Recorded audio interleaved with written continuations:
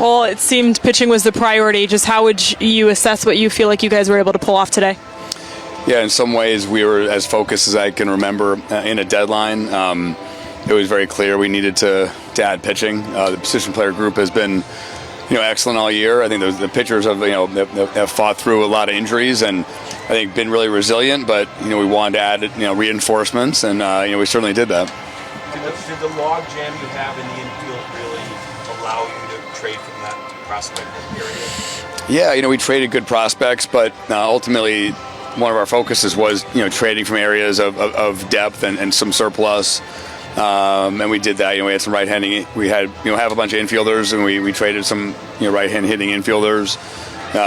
Center field, catcher. We felt like those were some areas that we could afford to trade from, and I think that's part of the deadline. I think that you're going to trade away real talent, but our team is in a good position, and we wanted to really reinforce the roster. How much does Gausman's track record, history, playoff experience factor into just wanting to get a guy with that resume in here for this group?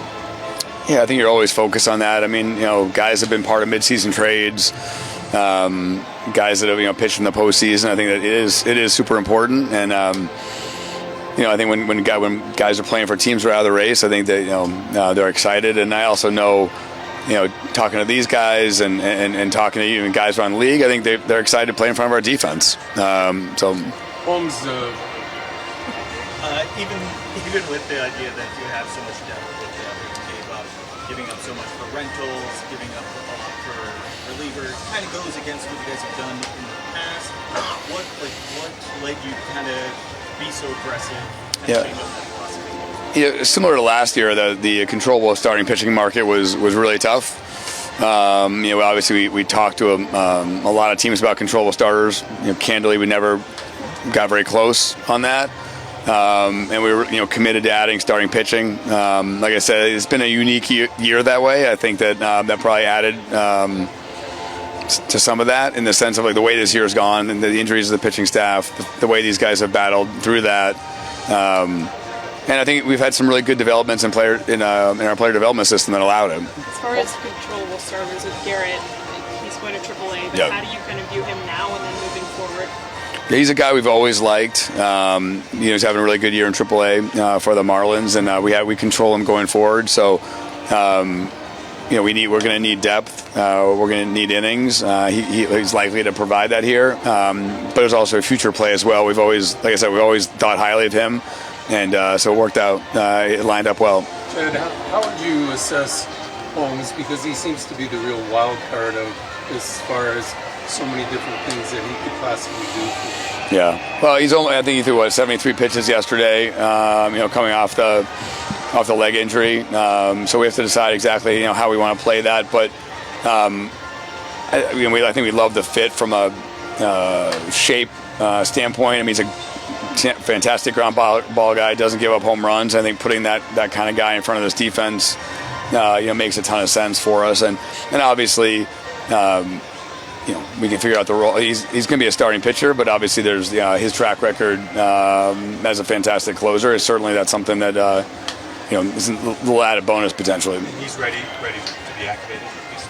We'll sit down with him when he gets here and talk through it, but he threw 73 pitches, so probably talk through it. Does he want one more? Is he ready to go? But certainly, being at 73 pitches, it gives you comfort, and so I think we'll make that decision in the next couple of days. A few weeks back, you said how highly you thought of this position player group. After what you've done the last couple of days, how do you kind of assess the pitching group?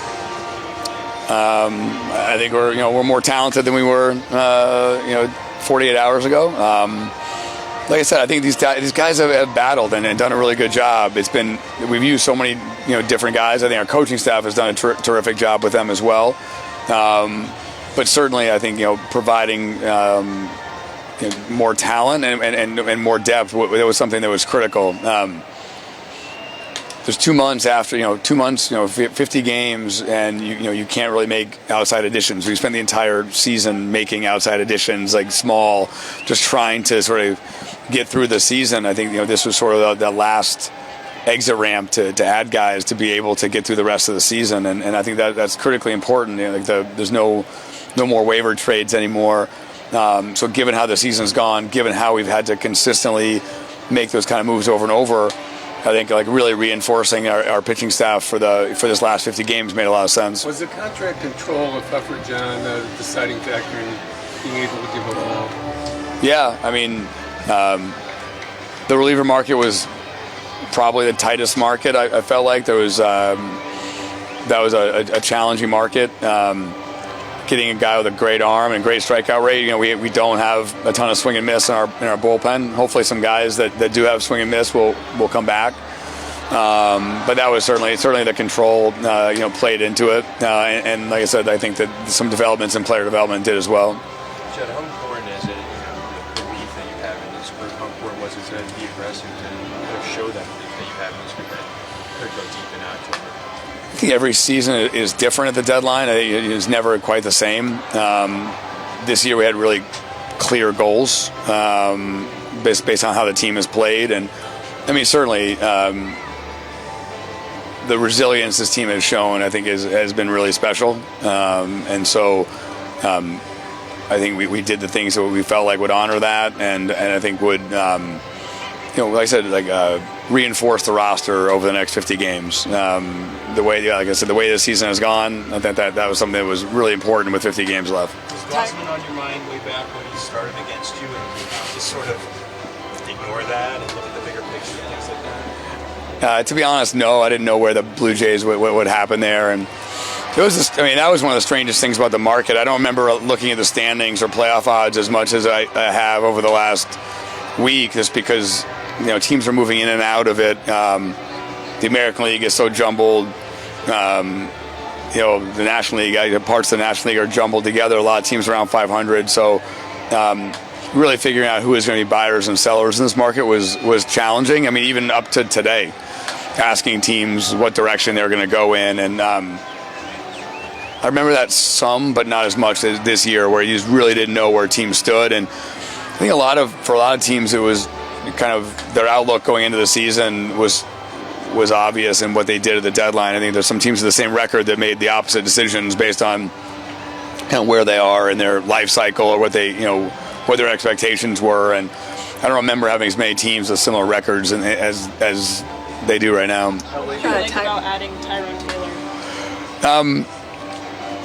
Taylor? With Matt out, we're sort of down a right-hand hitter that can help us, and that was something that Craig had talked to our group about. Like, if we could find a right-hand hitting outfielder, that would be something that he thought would benefit our bench quite a bit. So we're constantly talking to Craig and to Flash about how do you guys see the bench, how are you guys using it? And that was really the one bench piece that they sort of asked for. They the rest of the position player group feels set, and we have some depth, knock on wood, but that was the one area they kind of said would help them.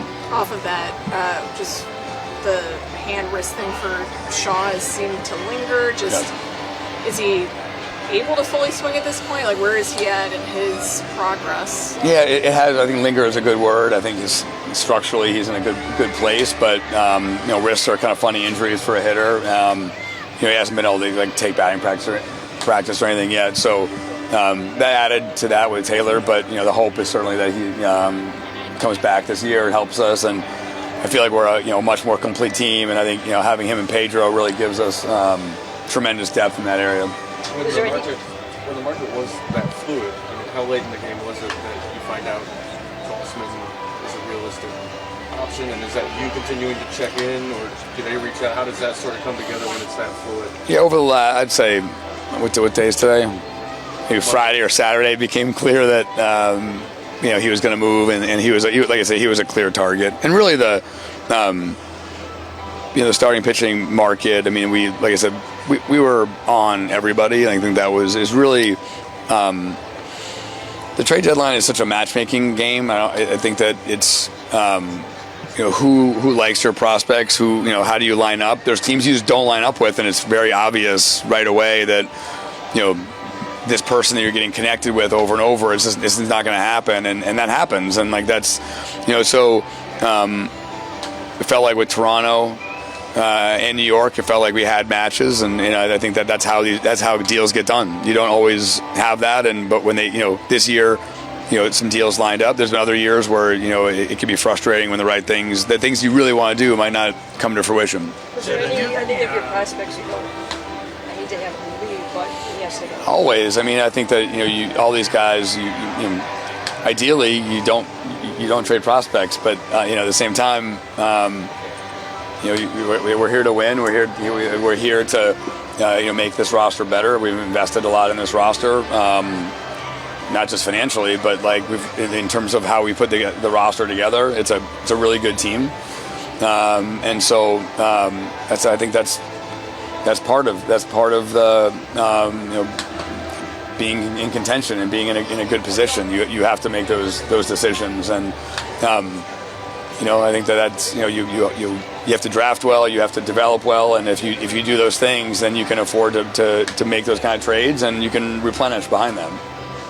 Jed, did you have any history with Gausman? He's been kind of a free agent, change of scenery guy. Did you come close at any 10 years? We have no history with him. I don't know him at all, but so he was kind of a white whale type target for us for a long time, going way back, and he kind of struggled early on, and we kept asking about him and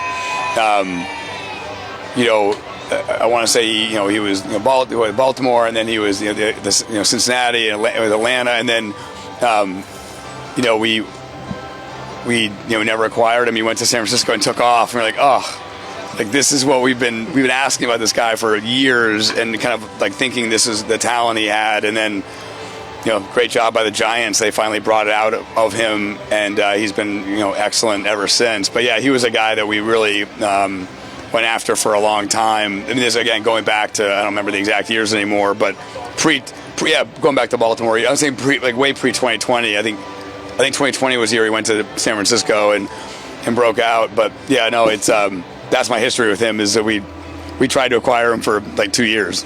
Yeah. Jed, you guys start against Scuba tomorrow. What was your reaction when you saw that deal come down? Did you have any choice words for Scott to walk I mean, the Dodgers have done a fantastic job in player development. They have a really good farm system, and Scott, he did the best thing he could do for the Tigers, and got a lot of talent back, and obviously they did the best thing for their team, and he's an incredible pitcher. I mean, there's no question about that. And I guess we'll see firsthand tomorrow. But I know there's been a reaction around baseball about it, but they put themselves in position to do that deal, and they did, and that's exactly what they should be doing. We had a lot of conversations with them. Yeah. How do you match up against them now that they have scored? What do you think, as far as they're probably one of your... Yeah, that's the team. That's the team you got to beat, right? And they, clearly, they're going to be the favorites. They've won 2 times in a row. They've got the most talent in baseball. I don't think there's any question about that. And it's a great challenge for everybody. But I mean, I think going back to back is an incredible accomplishment, and I totally respect the fact that they really pushed in to do it 3 times in a row. What an amazing thing to try to accomplish, and it's our job and everyone else's job to try to make that not happen. Getting the bye would help that. I mean, you think you have a good shot at tracking down Milwaukee after this reinforcement? I think we have a pitching staff that's more reinforced. But yeah, they're a really good team, and the pressure's on us that we've had a good stretch so far, but they're in a good position, so we have to play really well to track them down. It's a great goal to try to do it, but they put themselves in good position. Did you have the impression at all that the imminent expiration of the CBA played a role in any of your conversations with teams? Anybody, any factor at all? I didn't sense that, no. Garrett has 1 year of control, left after this, but the players we were involved in were either much longer control or rentals. We didn't have we weren't looking at anyone that I can think of that was, this year and next year. I think that's the kind of player that in theory could have had an impact, but no one really talked about it on the phones. It wasn't a source of conversation. I just didn't know, I think there's some question about how much control will be of prospects in the next one. I just wondered if that kind of affected the evaluation. It didn't, no. You and Getz were both really active. Do you talk to him much? And what do you think about what he's done down there? We talk a lot. We do. I thought he did a great job at the deadline. Really good, creative. I thought he was appropriately aggressive. I think they put themselves in a great position. They're in good position to get a bye. And they've got a really good young team. And, candidly, I'm really happy for him. I think he took over a very challenging situation. The first year was obviously really hard. And he's made a lot of really hard and sometimes unpopular decisions. And it's fun for me and to see that a lot of those hard decisions and those things that were unpopular have paid off for him. And I think he's built a really good roster, and I think going aggressively to win is exactly what he should be doing. So I'm happy for him. Any moves between you or no? Nothing that came close. We talk a lot, so we asked about players on each other's rosters, but nothing close. I haven't talked to him in the last few hours, if that's what you're asking. When you look at Gausman's body of work this year, I think the ERA is the only thing that really jumps out. Everything else kind of looks... Who's that? Gausman. Everything else looks pretty steady for his career. Just how hard you sort of evaluate all the underlying numbers are kind of where they are and where they should be, and all of our projections are where they should be. So I think his ERA is a little bit high, but all the underlying stuff has been really good. Jed, given the situation, like you kind of mentioned before, given the situation, let's say you guys are around the team, do you feel like the makeup of the guys you got and the kind of pitchers you got really help due to the fact that you have to play that Robert series? I think our guys did a really good job last year, in that setting, and the game turns different in the 2 out of 3, right? You need starting pitching, but you're going to use your pitching staff in a different way when you get into that setting. So I do think candidly, we have some guys that are coming back from injury. It's hard to predict exactly how all those guys will do. They're not towards the end of their rehab, so there's some speculation. But I do think we have a bunch of really good arms that are have the potential to come back and help us. So I think in that setting, I think that the pitching staff that we can have, I think, matches up well. You guys are so high on Ballesteros as a hitter. He's still very young. How much Owen Ayers is kind of breaking out in the minors this year. How hard was the decision not with Ballesteros, but also how much does it help that you can kind of see development in the farm with the catcher? Yeah, I think Owen has had an incredible year. He's a switch hitter. His catching is kind of steadily improving. So I think that our development staff and Owen have done a great job this year. And obviously, like with all these guys, you sort of, all these guys are having good years. They're all talented, and I think that we're going to watch a lot of these guys play in the big leagues. But again, I think that we're going to have future drafts, future international signings. Our player development staff will continue to work, and I think that the goal is always out here, and I think that's important.